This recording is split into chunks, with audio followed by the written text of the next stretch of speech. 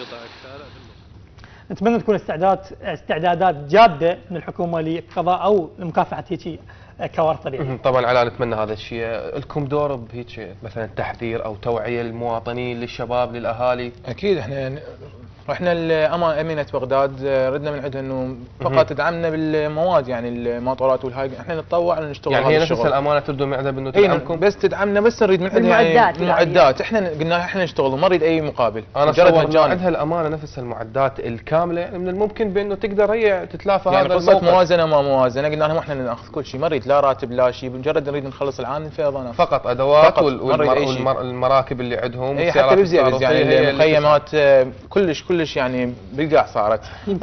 يمكن شفنا احنا الشباب اللي موجودين نشطاء على الفيسبوك او ناشطين على الفيسبوك انه دائما يشتغلون بمعدات الامانه، لو يدعموهم الامانه اوكي يمكن بالليل يشتغلون يكيفون، اكيد شباب يعني احنا الصبح احنا موظفين، العصر ما عندنا شيء.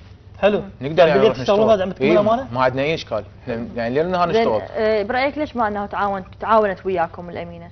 ما اعرف، يعني كل مسؤول نروح له، نقعد وياه محمد سلمان وغيره مستشار العباد الشؤون المصالحه الوطنيه، نروح له نقول له انه نريد هيك شيء، بس مجرد اي ولدي اي ولدي وها هي اكو حمله قبلكم صار تعاون بينهم وبين امانه بغداد والشرطه المجتمعيه، يعني صار وياهم تعاون بانه يعني قدروا ينشفوا المناطق، يساعدون البعض من النازحين، ما اعتقد، بس مجرد اعلام النازحين فقط اعلام. فقط اعلام. كدوله احنا نباع عليها فقط اعلام.